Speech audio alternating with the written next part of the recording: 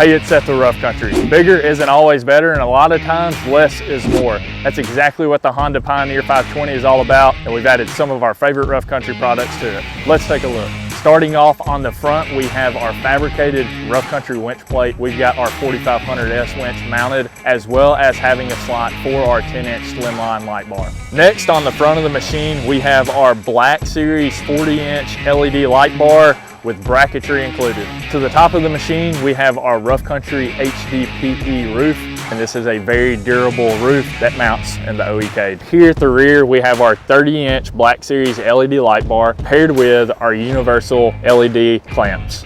Finally, we have a must-have for all UTVs, which is a windshield. We have our full vented windshield. We've also got a standard full windshield and a half windshield. That way you can pick and choose to your preference. The Honda Pioneer 520 is a little UTV. Leave it to Rough Country to make it a whole lot more. Check out all of our upfits and accessories for Honda Pioneers at roughcountry.com.